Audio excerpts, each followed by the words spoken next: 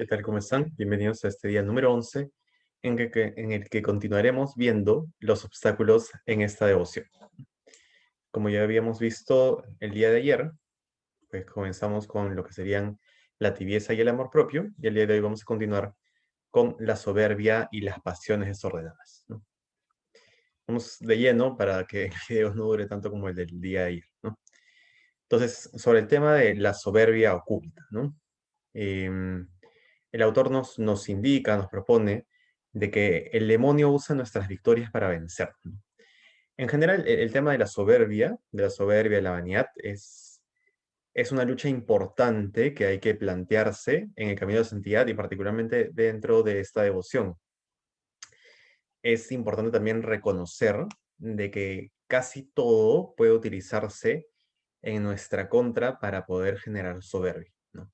Incluso la misma vida de virtud, ¿no? Entonces, en este sentido, sí, el demonio se puede valer de nuestras victorias para vencernos, ¿no? Es decir, se puede valer de nuestra vida de virtud, ¿no? De nuestro decir no a la tentación, para susurrarnos al oído, para poner en nuestra conciencia esta idea de, de que estamos alcanzando esto, pues porque somos buenos, porque somos santos, porque lo merecemos, porque nuestro esfuerzo vale la pena, ¿no?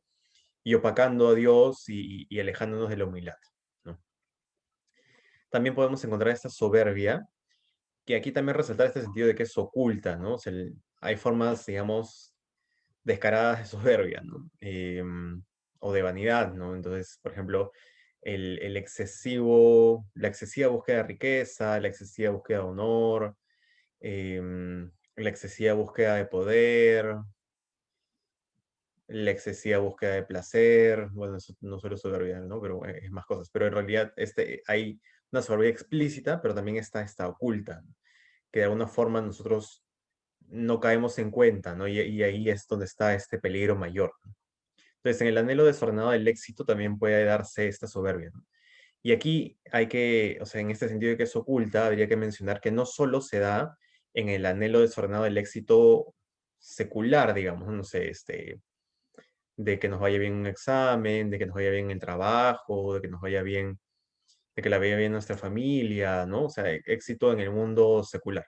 Estamos hablando también de formas de éxito incluso en la vida espiritual, ¿no?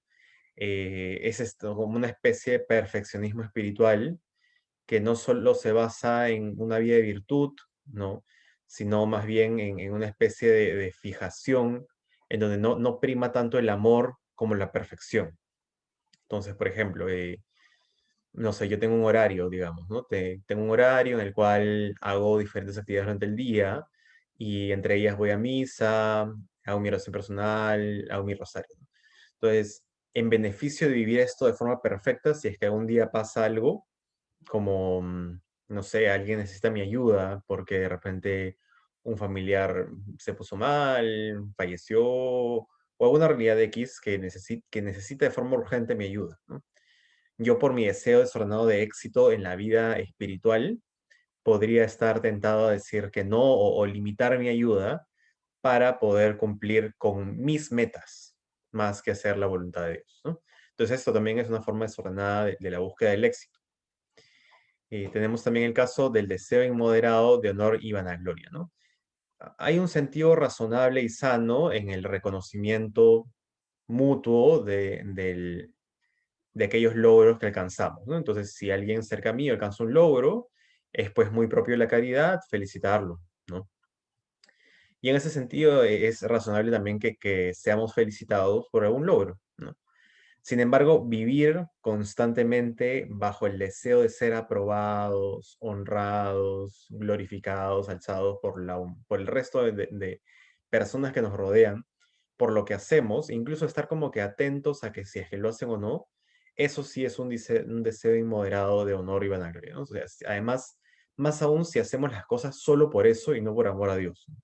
Ahí se pierde el sentido real de la ofrenda de vida y no lo hacemos por Dios, sino por nosotros, ¿no? Y como lo hacemos por nosotros, en eso ya está nuestra paga, ¿no? Entonces perdemos la posibilidad de vivir estas gracias sensibles propias de la devoción. también el miedo y la tristeza a no ser reconocidos, ¿no? Em, que es, bueno, propio de este diseño moderado de honor y vanagloria. En ocasiones en las cuales hacemos grandes cosas y nos sentimos tristes porque nadie nos felicitó por hacerlas, ¿no? Incluso a veces grandes sacrificios, ¿no? Y no somos reconocidos y nos quedamos tristes, como si necesitásemos la aprobación de la humanidad para poder vivir en virtud, ¿no?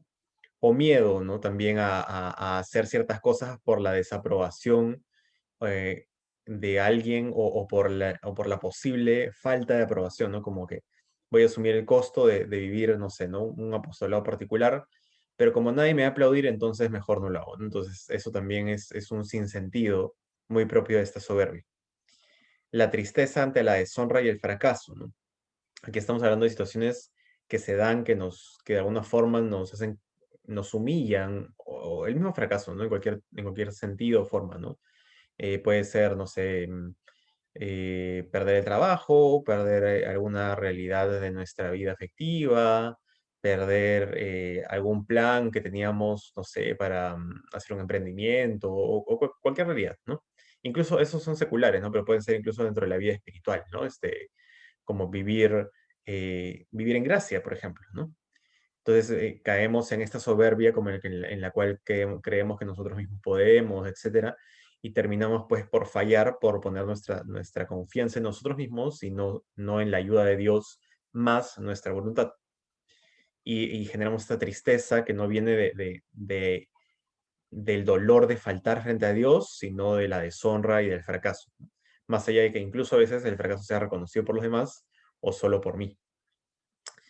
Y luego, o finalmente, el engreimiento desordenado ante los elogios, ¿no? Es esta búsqueda constante, que la gente me admire, que hable de mí, porque incluso ya de repente entra un tema, como una especie de vacío interior, ¿no? Como que si la gente no me elogia, si yo no estoy en sus conversaciones, ¿no? No necesariamente si soy el centro, pero si en algún sitio no soy mencionado, siento que la gente no me quiere, no me ama, y por lo tanto tengo menos valor, ¿no? Entonces también es un sentido desordenado interior, ¿no?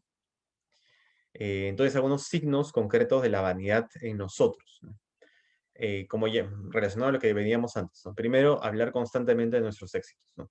Eh, Como si constantemente necesitáramos traer las cosas que hemos hecho para que la gente nos reconozca, ¿no? Eso es un signo de vanidad porque estamos midiendo nuestro valor en base al valor que la gente nos da por nuestros méritos, ¿no? Y probablemente también caigamos en lo opuesto, que quiere decir que solo valoro a los demás en la medida en la que tienen méritos y si no, no los valoro, ¿no? No reconocer el auxilio y la gracia de Dios, pero muy propio de la vanidad. Entonces, en lugar de hablar de cómo Dios hizo la obra en mí, hablo de cómo yo hice la obra.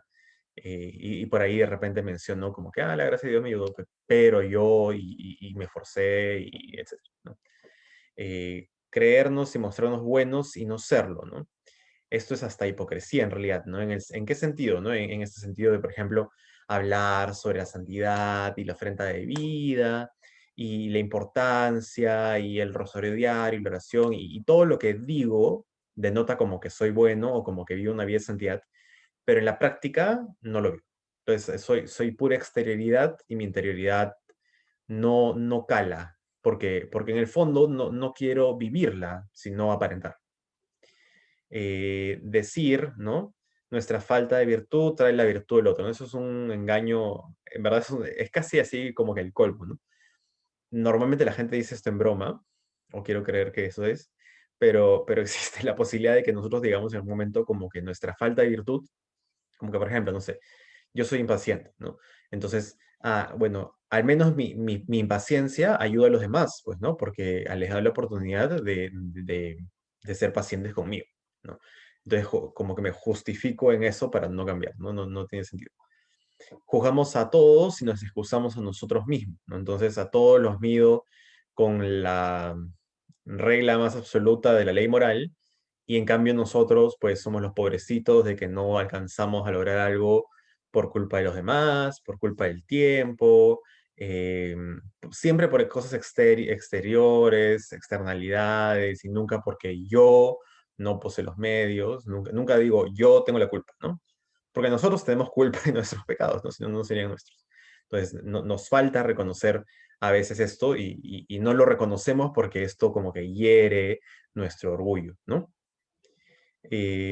Por envidia excusamos la virtud del otro, ¿no? Entonces, también ocurre de forma inversa. ¿A qué nos referimos con este punto, ¿no?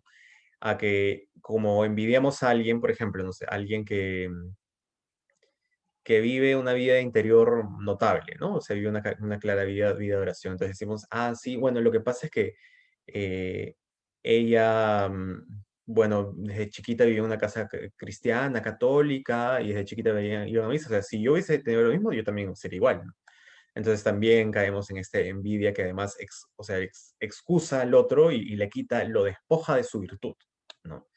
Como si además en sí es un acto de vanidad muy grande porque además asumimos que conocemos la realidad de la vida del otro, ¿no? Hay cosas que no tienen sentido.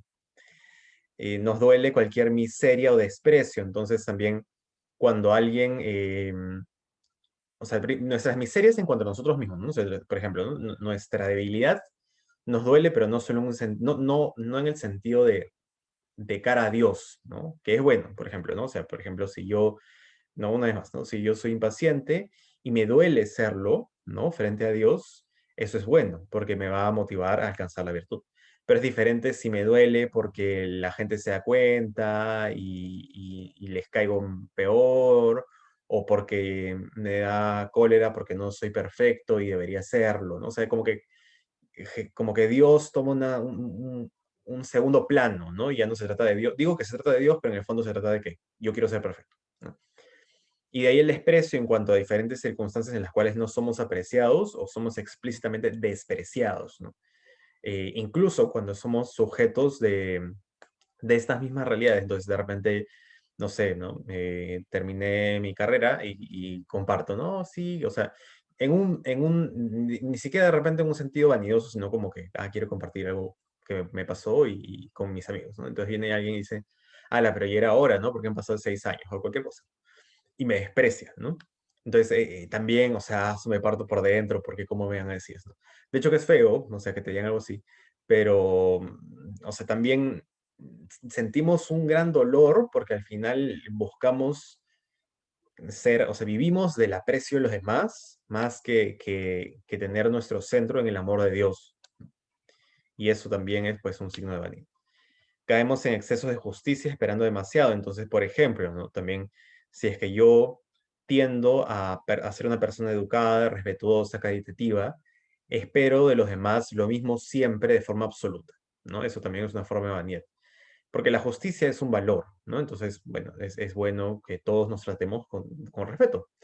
Pero habrán quienes no nos traten con respeto y esperar que siempre lo hagan es como ponernos nosotros por encima de lo que realmente somos, ¿no? Y en lugar de asumir esta postura de Cristo, que es humilde y manso y acepta el oprobio, ¿no? Y acepta la humillación.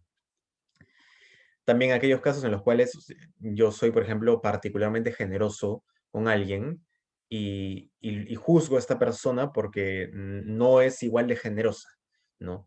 No me atiende de la misma forma, no está a la altura de lo que yo espero y yo le doy mucho y esta persona me da muy poco, entonces eh, también esto podría ser vanidad, ¿no? O sea, hay circunstancias en las cuales seguro que sí hay que tener una justicia razonable, más aún en ciertos espacios, no sé, por ejemplo, en el matrimonio es razonable tener una justicia, pues, propia del matrimonio, ¿no? En la cual todos tienen su lugar, su dignidad propia, todos colaboran.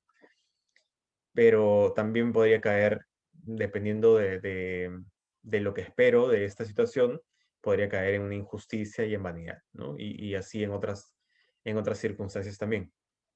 Nos mostramos cansados para ganar consuelo ajeno, ¿no? Esto es un poco triste y un tanto común, ¿no? Em, y claro, ¿no? Igual también hacemos esto de que es como que estamos destruyendo el mérito de lo que estamos haciendo, ¿no? Porque en lugar de hacer una buena obra, ¿no? Y bueno, que nos deja cansados y vivir un cansancio normal o hasta tener virtud en esconder parte del cansancio, ¿no? O sea, para no parecer excesivamente cansado, ¿no? Y que sea más Dios que me consuele que yo mismo, que los demás, trato de mostrarme cansado, digo, eso sí, es que ayer me quedé hasta tarde haciendo, por ejemplo, un video, ¿no? Para estas reflexiones, que nadie me ha pedido, pero ahora es gratis, ¿no? O sea, nos llenamos así como un pavo real y así nos hacemos las víctimas, ¿no?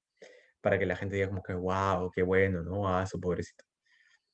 Eh, y punto final, obramos más por destacar que por amor a Dios, ¿no? Esto es lo que hablamos antes y es un poco la raíz de todo, porque todas las cosas son como actitudes hipócritas, ¿no? Como una especie de máscara para que la gente me diga que soy bien bueno y no es el centro, pues, el amor a Dios, ¿no? No estoy acá pensando sobre la mayor gloria de Dios, sobre el camino de perfección, sobre cómo mejorarnos, sino, o sea, cómo hago para que la gente me reconozca.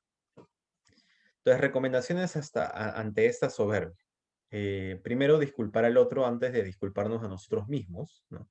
Esto es una gran, gran, gran práctica de virtud, ¿no? Es tratar de pensar, tratar de vivir de forma objetiva igual, ¿no? No caer en una especie de pensamiento mágico, pero tratar de vivir pensando en que la razón por la cual el otro actúa como actúa tiene una justificación razonable, ¿no? Que de hecho también es en alguna medida real, ¿no? O sea, la gente que de repente actúa con menor respeto, con menor educación, con menor caridad, también actúa así por un sentido, ¿no? Porque ha sido educada así, porque nadie le enseñó, porque nadie de repente la trató con amor. Entonces también busco justificar constantemente de alguna forma al otro bajo estas premisas y en cambio soy un poco más recto conmigo mismo, ¿no? Igual de forma sana y no cayendo en escrúpulos innecesarios.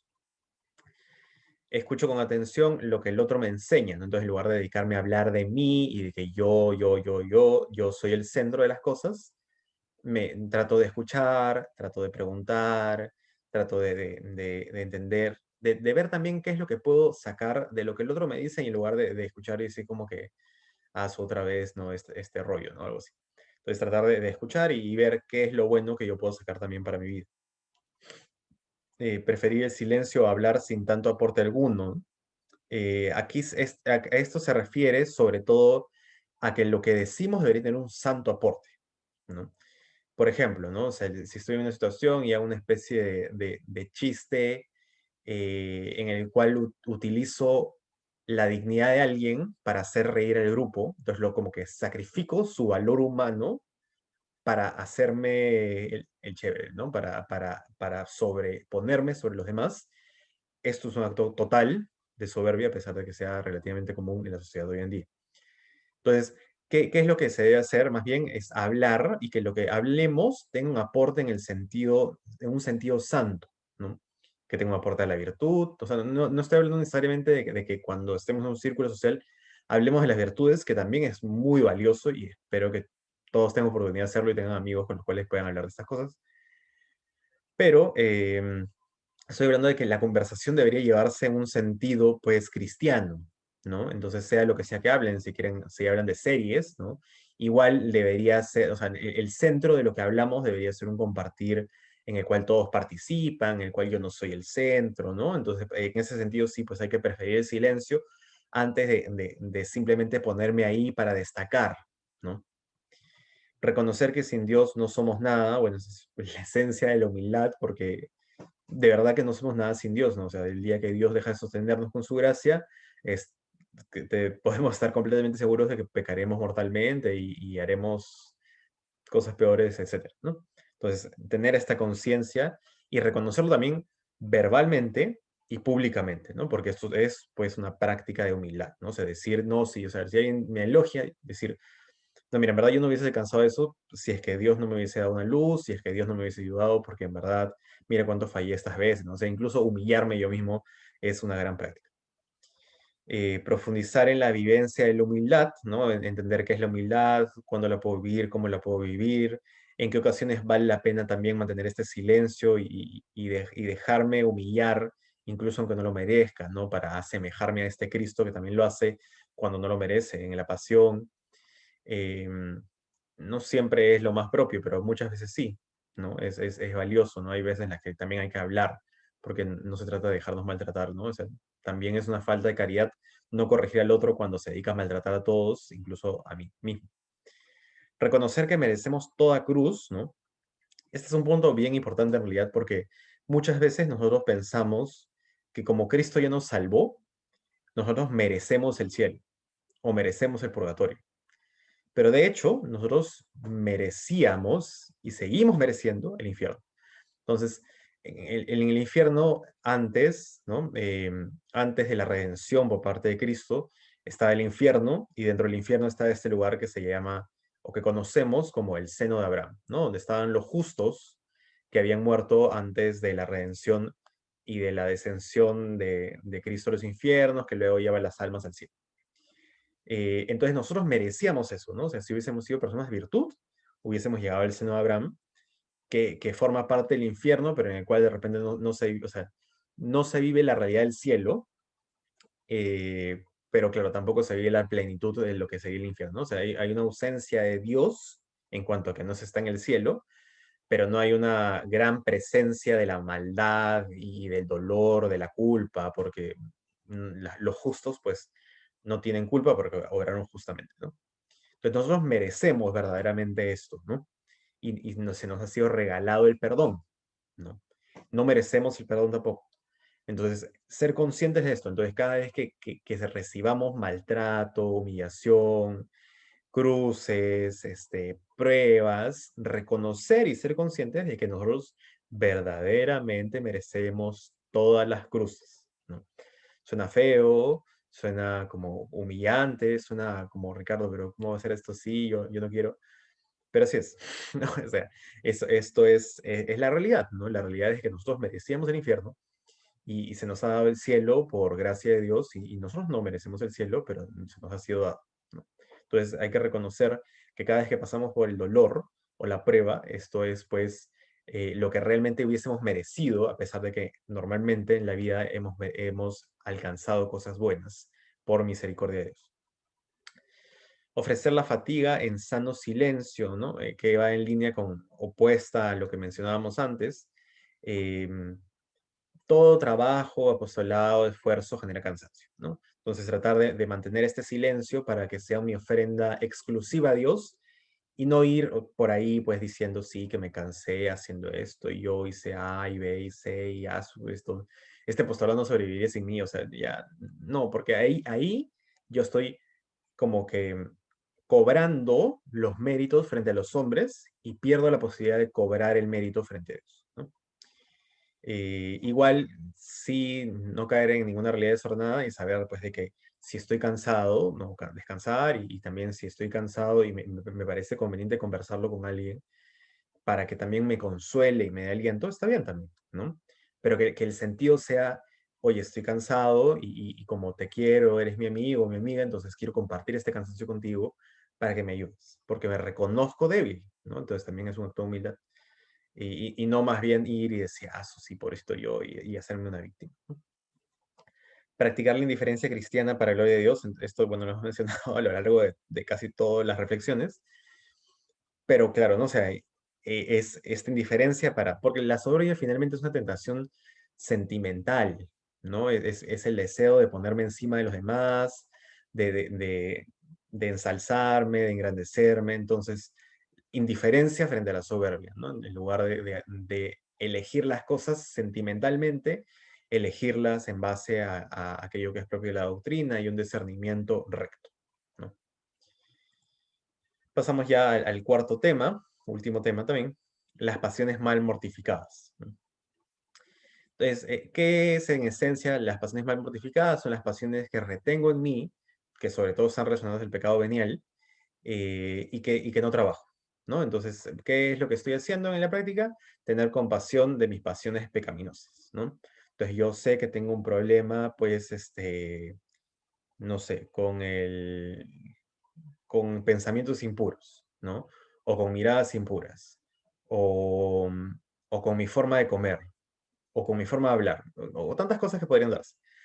Entonces, yo sé que existen, pero como que doy un espacio y digo, ya, mira, o sea, es la misma esencia que veíamos ayer, ¿no? O sea, le digo a Dios que puede entrar hasta aquí, pero esto sí me lo guardo, ¿no? Entonces, ¿qué es lo que hacemos? Dejamos, o sea, es como si cerrásemos la puerta a los pecados mortales y cerramos varias de las ventanas, pero algunas de las ventanas las dejamos abiertas para que entre en el pecado venial, ¿no? Y esto es un gran riesgo. ¿Ya? ¿Por qué? Y de alguna forma lo compara el autor con estas realidades, ¿no?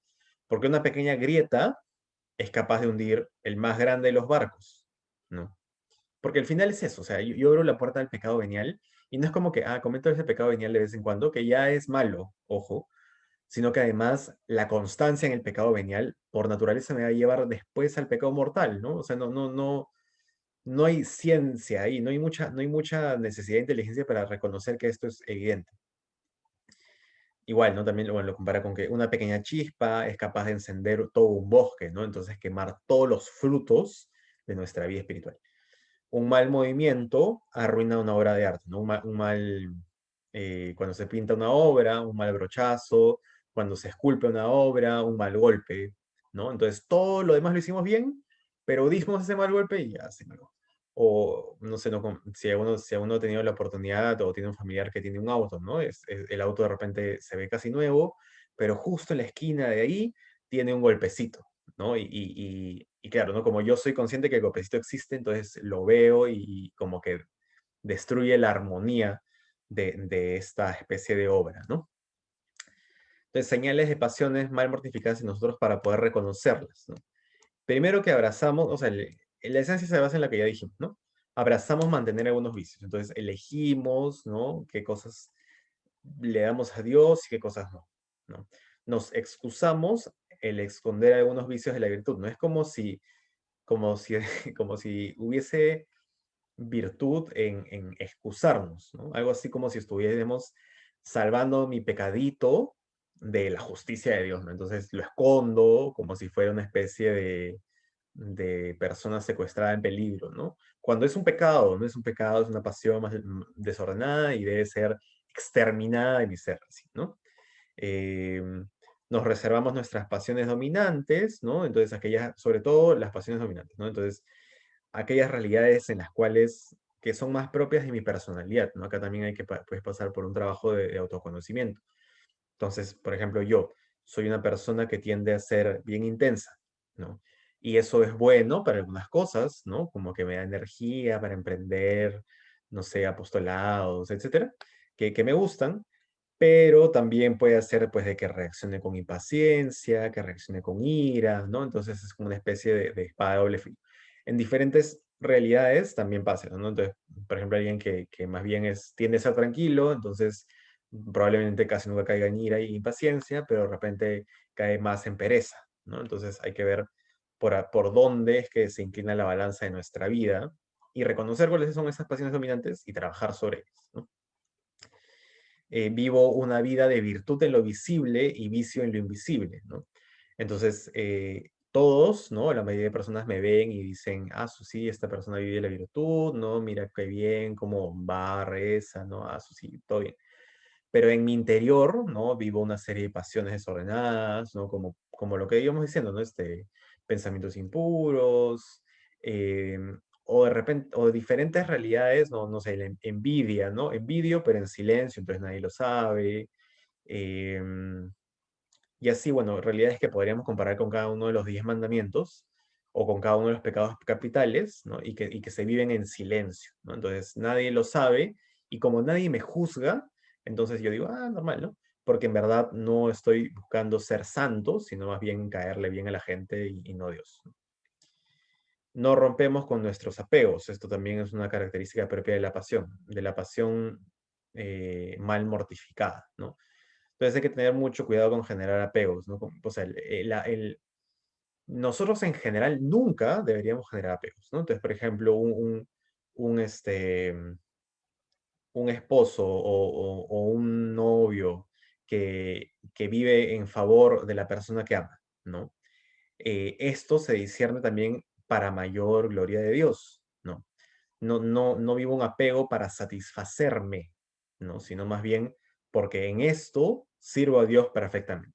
Entonces, es el sentido de cómo debo discernir las cosas, ¿no? En ese mismo sentido, apegos tanto a personas, como al dinero, como a las cosas, etcétera, ¿no? Ahí puedo hacer una revisión de vida y ver a qué cosas estoy apegado o no. porque de hecho esto es una realidad bien fuerte, ¿ah? O sea, hay gente, ¿no? Y yo hasta me incluiría un poco dentro de esta bolsa, que está, o sea, que le parece más fácil, digamos, morir, ¿no? O de forma relativamente instantánea, ¿no? O en corto tiempo, o sacrificar la vida, ¿no? Una especie de martirio, un corto tiempo, que pues, no sé, ¿no? O sea, que tener la necesidad de ir regalando mis cosas para ayudar a los demás, ¿no? Eso cuesta más a veces que una entrega inmediata, ¿no? Entonces eso también es un signo de apego, ¿no? Entonces hay que trabajarlo, verlo, hacer este desprendimiento, despojamiento, hacer donaciones, para no estar encadenado a estas realidades, ¿no? Guardarme riquezas ante Dios, que es un poco lo que decíamos antes, ¿no? Entonces hay cosas que le doy, hay cosas que no, y tengo esta especie de negociación con Dios, ¿no? Como el joven rico, que es un caso que decíamos, si no me equivoco, el día de ayer, y desconocemos nuestros pecados veniales, ¿no? Esta es una de las raíces más claras y comunes de las pasiones mal mortificadas, ¿no? Porque ni siquiera, o sea, a veces ni siquiera sabemos qué cosas son pecados veniales, o ni siquiera sabíamos que había diferencias de pecados mortales y veniales, o vivimos en un mundo en el cual casi que solo existen los pecados mortales y no existen otros pecados, ¿no? Como que no importan y nadie me contó, ni me dijo, ni me formé. Entonces vivo así. Entonces hay necesidad de conocer nuestros pecados veniales, ¿no? ¿Qué recomendaciones podemos hacer sobre las pasiones mal mortificadas, ¿no? O sea, todas las prácticas que se relacionen a vivir una vida de virtud, ¿no? Entonces, las principales aquí podrían ser, ¿no? Examen de conciencia general. El examen, así en resumen, el examen de conciencia general se hace, o sea, es una práctica, ¿no? Una práctica espiritual, digamos, que al cierre, antes de dormir, ¿no?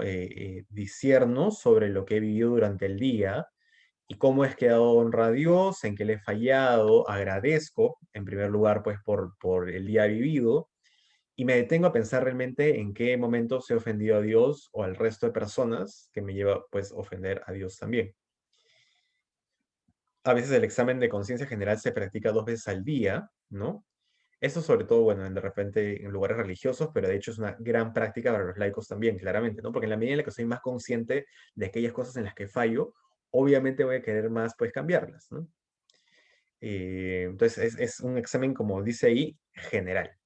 El examen de conciencia particular es parecido, pero como dice el mismo nombre, se centra en un tema particular. Entonces, por ejemplo, yo elijo mi pasión predominante, ¿no? Me he dado cuenta que mi principal pecado es, no sé, mi impaciencia. O mi principal pecado es la posibilidad de caer en pecado mortal contra la castidad, ¿no? Entonces me pongo, o sea, hago este examen de conciencia particular para que durante el día revisar sobre qué realidades puedo sentir tentaciones concretas relacionadas a esto, ¿no? Entonces, por ejemplo, ¿no? Eh, el examen de conciencia particular se recomienda hacerse 2 veces al día, ¿no? Puede ser a la hora del almuerzo, ¿no? Depende de nuestros horarios, ¿no? Como que a mitad del día y hacia el final del día, ¿no? Entonces puede ser después del almuerzo, por ejemplo, o antes del almuerzo, y al final del día. Entonces, por ejemplo, podría estar evaluando cuántas veces fui impaciente durante el día, ¿no? Entonces, durante la mañana, ¿cuántas veces fui impaciente? Entonces, me puedo pensar así cuando hablé con tal persona, cuando estaba haciendo esto, cuando me puse a pensar, entonces, ya comienzo, como que lo anoto. Y ya, pues, el cuento y veo que en 6 horas fui impaciente, no sé, 20 veces. Y en la noche luego vuelvo a hacer recuento y veo que fue 18, ¿no? Entonces comienzo a llevar como un conteo de la cantidad de veces concretas en las cuales peco, ¿no? Y en base a esto comienzo a buscar pues de solucionar los problemas, reconocer por qué es que lo hago y ir bajando en el tiempo el número de veces que soy impaciente. Entonces es un método casi infalible, en verdad, ¿no? Ahí lo que hay que hacer es tener fidelidad y trabajar pues bastante porque, claro, en la medida en la que me esfuerzo por cambiar algo, me costará también, ¿no? Pero pues tiene mucho fruto, ¿no? O sea, de hecho, la práctica de este examen de conciencia general y particular nos lleva pues a que en un año puedo ir renunciando a una pasión concreta cada año. Y esto de forma concreta me lleva a la santidad, ¿no? De ahí, bueno, la revisión de vida personal y acompañada. Esto es parecido al examen de conciencia general, pero es un poco una revisión completa de mi vida, ¿no? En todos los ámbitos, en mis estudios, trabajo, mi estado de vida, la forma en la que vivo, dónde vivo, em, sobre mis finanzas, sobre mi vida afectiva, sobre mi interioridad emocional, mi vida espiritual, mi vida social, mi cuidado físico en cuanto a aquello que también da mayor gloria a Dios, ¿no? Porque o sea, hay un cuidado físico que da gloria a Dios también, ¿no? O sea, no puedo vivir maltratando mi cuerpo, salvo que sea pues para un acto de penitencia que igual se hace de una forma razonable, ¿no? Entonces hacer una revisión de vida completa, ¿no? Personal. También puede hacerse acompañada, ¿no? Puede ser con un guía espiritual, un acompañador espiritual, un director espiritual, o también puedo, con alguien que tenga confianza, o sea, presentarle mi vida y decirle, mira, sobre qué realidades crees que necesito trabajar, ¿no? ¿Qué pecados crees que predominan en mí? ¿Qué cosas ves en mí que me pueden ayudar, ¿no? Entonces, la persona que te conoce puede decir, ah, mira, sí, yo creo que es que de seguro que te va a decir, no, yo creo que estás muy bien en todas estas cosas, pero en esta cosa que entonces ya lo voy anotando y mientras más personas cercanas tenga para preguntarle, pues mejor así voy teniendo más conciencia de aquello que se nota de forma clara que tengo que cambiar. Llevar un proyecto de vida personal es de hecho como, o sea, la revisión de vida personal forma parte de ese proyecto de vida personal, ¿no? Entonces, es un proyecto de vida, ¿no? Entonces, ahí voy anotando cuáles son mis pecados predominantes, qué pecado voy a trabajar este mes, esta semana, este año, qué espero cumplir durante este año, ¿no? Es como una especie de plan estratégico de una empresa, pero para el alma, ¿no? Entonces, en lugar de enfocarme en, no sé, en cosas como rentabilidad, me enfoco en mi salvación, ¿no? Entonces, en renunciar a pecados concretos y pongo fechas y horarios y voy como que ajustando la máquina para que vaya dando los resultados que quiero alcanzar, ¿no? Igual, pues, de la mano de Dios, pues, ¿no? Porque no es solo un acto así de entendimiento y de voluntad. Y finalmente, que una realidad que participa de todo lo anterior es tomar plan y acción frente al pecado, ¿no? O sea, esa es la esencia de la lucha contra las pasiones mal mortificadas, es tomar un plan y una acción, ¿no? Entonces, primero reconozco el pecado, luego planeo cómo combatirlo y luego pongo en práctica este plan de combate, ¿no? Entonces, diferentes pecados requerirán de diferentes planes de acción, ¿no? Por ejemplo, en todos probablemente necesita llevar una vida litúrgica basada en la Eucaristía, comulgar frecuentemente, confesarme, orar. Pero frente a ciertos pecados, pues necesitaré, no sé, ¿no? O sea, si me siento expuesto a un tema de castidad, ¿no? De sensibilidad, ¿no? En cuanto a que tengo, no sé, miradas perniciosas, curiosas, poco castas. Entonces, hay que cuidar los sentidos. Entonces, me cuido de los sentidos en mis redes sociales, me cuido de mis sentidos en la calle, me cuido de los sentidos en diferentes lugares concretos también, ¿no? Entonces, tomo un plan y lo ejecuto, ¿no? Si soy impaciente, entonces veo formas de no serlo, o qué puedo hacer cuando reaccione, o qué cosas podrían generar esto. Entonces me anticipo, de repente en el momento dentro de mi interior hago una ejaculatoria o pienso en cómo humillaban a Cristo y que yo no merezco nada más que el Maestro, entonces también me dejo humillar y así, ¿no? Entonces, o sea, voy generando una especie de plan para poder combatir mis pecados de forma concreta. Y bueno, hasta aquí llegamos. Espero que les haya gustado este tema. De hecho, es bastante completo, ¿no? Los últimos 4 puntos, que son propios de la devoción, pero en general, como también la devoción lo menciona, la devoción al Sagrado Corazón de Jesús es la devoción a Cristo y a orientarnos hacia la mayor gloria de Dios, ¿no? Entonces, tomar todas estas recomendaciones inevitablemente no solo nos hacen vivir la devoción al Sagrado Corazón de Jesús, sino que nos permiten verdaderamente vivir una vida cristiana y católica, ¿no? O sea, ser verdaderos consagrados, que es lo que deberíamos ser pues por el bautismo, ¿no? Entonces espero que, bueno, puedan tomar todas estas lecciones y ir aplicándolas poco a poco en su vida diaria, ¿no? Como, bueno, todos necesitamos hacer. Muchas gracias y cuídense mucho. Nos vemos el día de mañana.